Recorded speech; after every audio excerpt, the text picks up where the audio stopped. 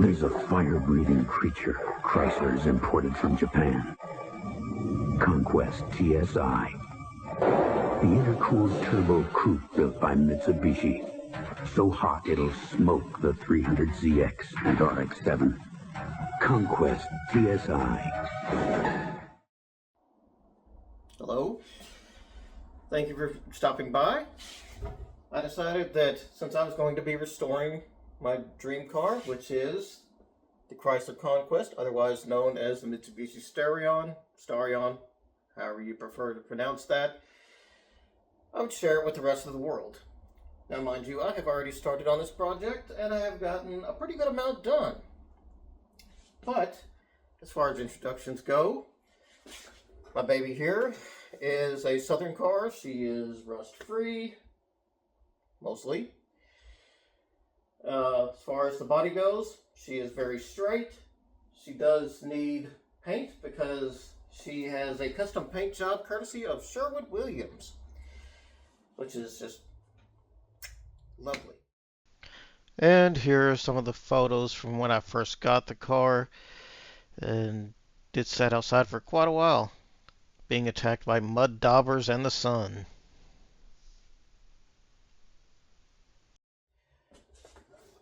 She did run, or I should say, well, will again, but the fuel system was rotten and has been gone through extensively.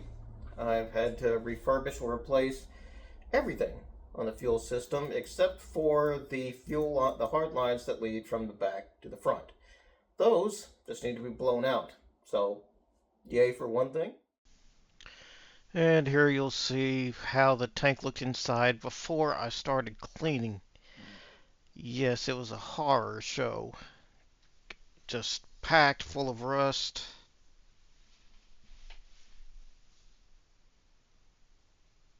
To vastly understate the situation, it was bad.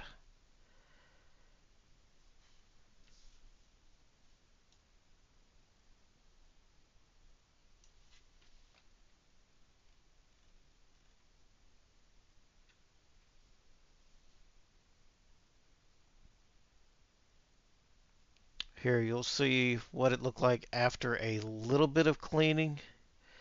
I pressure washed it multiple times. There was a little bit of promise, so I just kept at it. I purchased some pressure washing nozzles that could get all in there the way I needed to, and even hit it with some CLR.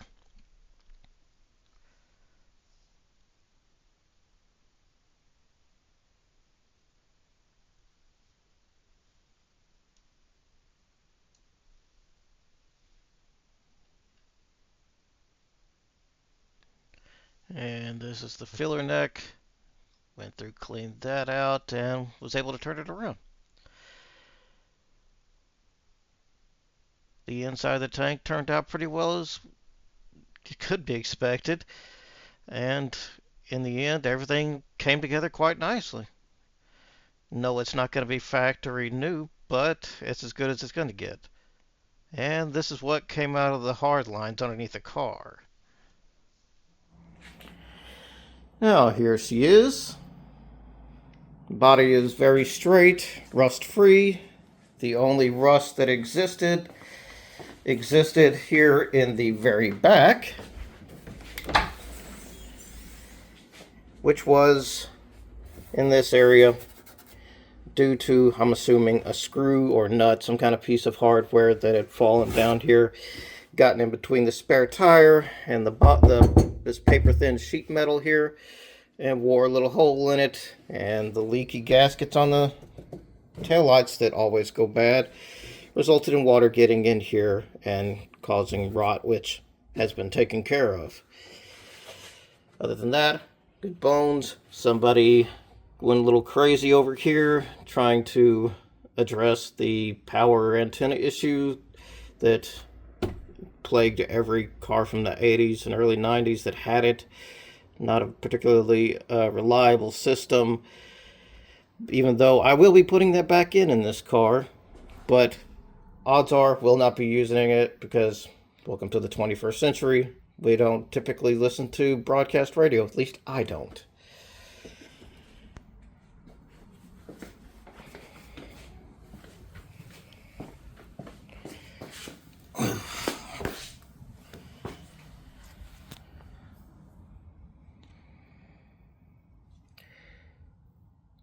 Down below, we have very, very good bones. We have some bending of the pinch welds like you will typically see where people jacked it up inappropriately.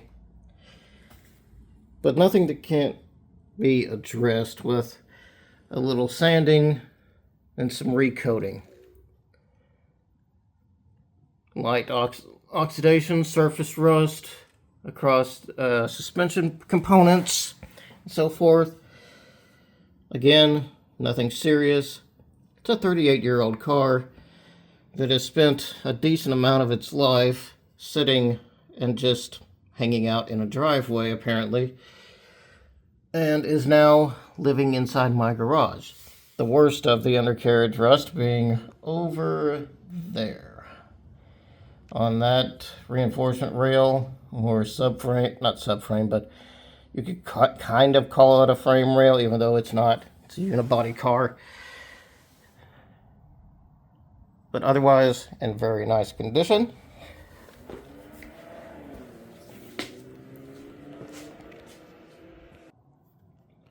Under the hood, we have the 2.6 G54B inline 4-cylinder with manual gearbox, rear-wheel drive. Everything under here, the engine itself is at its core is very healthy with a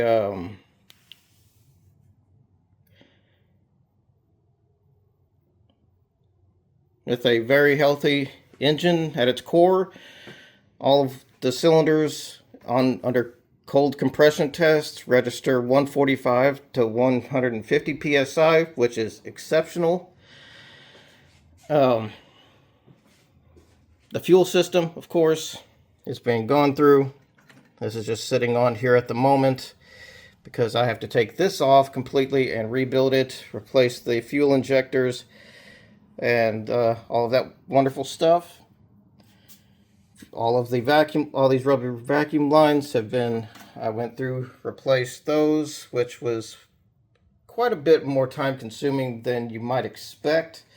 But from there, all the way around, down into underneath the air filter box, and even connecting to the air filter box, I replaced a bunch of dried up hard lines that were just way past their time. All the way up through here and up into the AC and all that wonderful stuff in that area. And even all the way, if you can even see it, there's part of it. That line runs over to the vacuum pump and snakes its way through the entire front end to get over there. That's all taken care of which I will insert photographs as I'm talking to you about it. And wherever it went. And this is most of what I pulled out of the engine bay.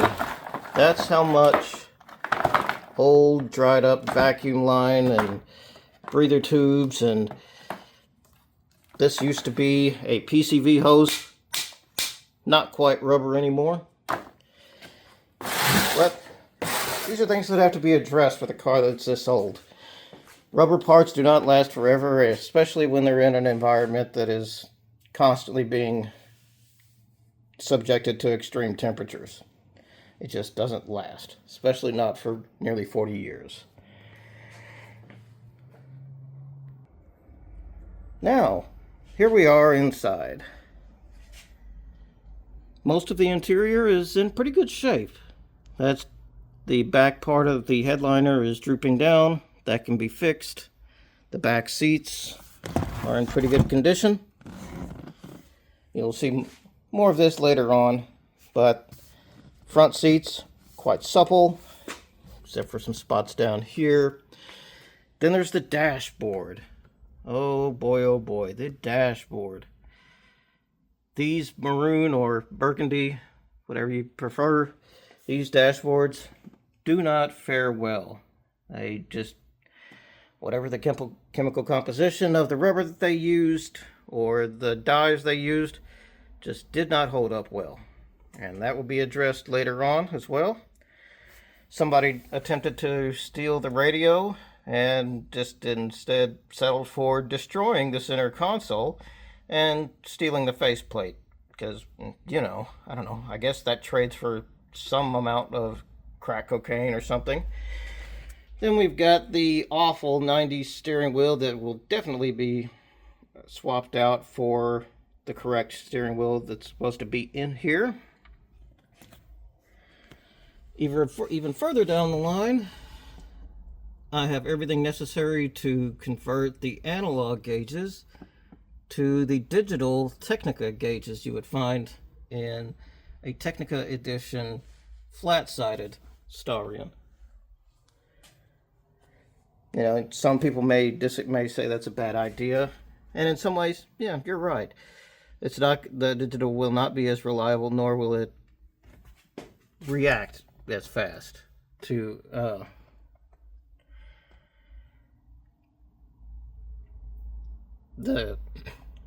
some people would say that switching to a Technica dash would be a bad idea, and you'd be right in some aspects, because the digital is not going to be as reliable, nor will it be as accurate as an analog gauge setup ever, unless maybe you count what's going on with modern cars, then yeah, sure, whatever. But we're talking about 80s technology.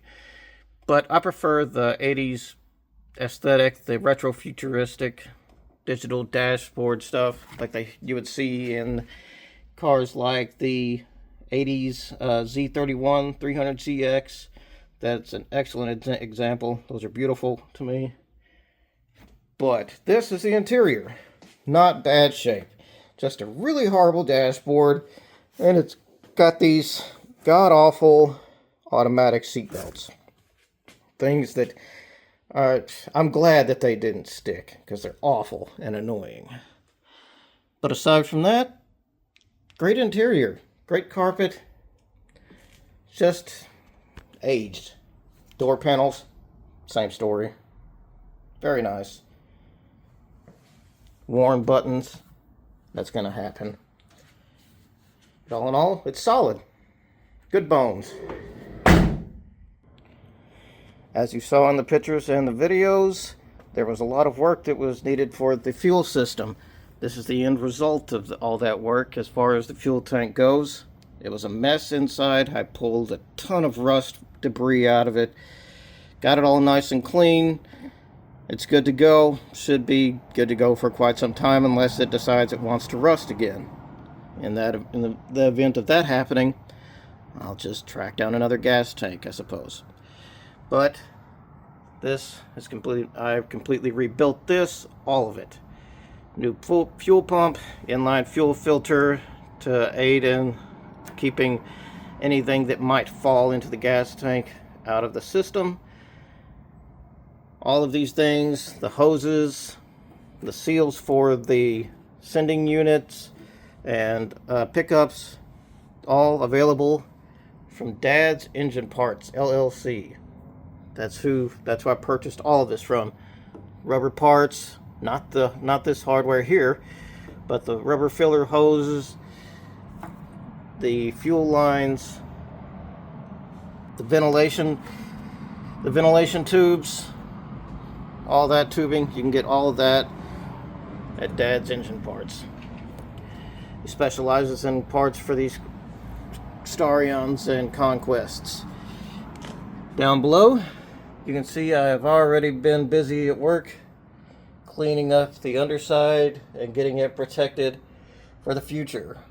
Prevent any rust from occurring between the gas tank and the underside of the body. That took way more work than I ever expected. But in the end, it's worth it because you kind of got to have a good fuel system. Since I was going through the trouble of dealing with the rockers and all of that fun stuff, I decided I might as well make this area look beautiful. So I have some spare shielding tubes, all that fun stuff, coolant lines. Figured I'd take all that apart, clean it up, sand it, repaint it, make it look nice, spruce up the engine bay a little bit, as well as clean up and paint the valve cover, which now looks looks similar to a BMW, which is fine. So it looks a lot better than the untreated plain cast aluminum that was in there from the factory. So when it goes back together, look very nice. More information underneath the hood. What was initially supposed to be just a valve cover gasket replacement and jet valve elimination kit installation turned into a little bit something else. That was a discovery that I found that the adjusters were damaged on one cylinder. This being one of them, not very good at all. Quite horrible, actually. This is a good one, for example. They should not be destroyed like this other one. However, I believe that with the work that I've done, it will turn around nicely. Jet valves are going bye-bye. I have replacement auto adjusters that are going to be going into this car. And right now I'm just waiting on a replacement rear cap to go the back of the cylinder head. Since I'm going through the hassle of going deep into the cylinder head and redoing. And since I'm doing all that work with the cylinder head, I figured I might as well go full tilt. All the turbo shields, all the lines, everything that sets up there in that general area has been taken off, sanded, repainted, along with the valve cover. You know, why not spice it up a little bit, give it some style, rather than the ugly factory, plain aluminum look that you get. Not very pretty. That, not the most amazing thing on the planet, actually looks like a BMW valve cover. And that's fine, because it looked better than it did. Yeah, here's a little tour around the body. She is very straight, with the exception of minor dings and dents here and there, but nothing serious. Can't really see it because, of course, it's white paint. Not only is it white paint, but it's flat colored white paint that I'm almost certain was destined for a house initially and ended up on here. But the panels are all here. It's going to need a lot of sanding. Got to clean a lot of all this garbage off so it can be repaired, repainted, and look nice and not look like it has stretch marks. Ew. Just not pleasant to look at, especially when you get up very close. There's nothing says I care about my car quite like putting on paint with a brush or a roller. Here we have more of that weird stretching. Do correct me if I'm wrong, but I'm pretty damn certain that's house paint. The body is solid all the way around. No rust, just indiscriminate paint work. Got some chipping coming off here. These will need to be addressed. But those are solid. Same thing all the way around. More of the wonderful paint work, if you can call it that. Yeah, body is very good for a beginning point. Don't have to worry about cutting out rusted portions or finding body panels to splice in. It's just ready to be sanded down, prepped, and painted. Mostly. And that, ladies and gentlemen, is my 1987 Chrysler Conquest, otherwise known as the Mitsubishi Starion. If you would like to see further progress with this build, by all means, subscribe, keep up with it. If you have anything that you would like to add, stick it right down there in the comments section. I'm always open to constructive criticism, and I hope you have a wonderful day, evening, wherever you may be in the world, and good luck with your projects. Take care.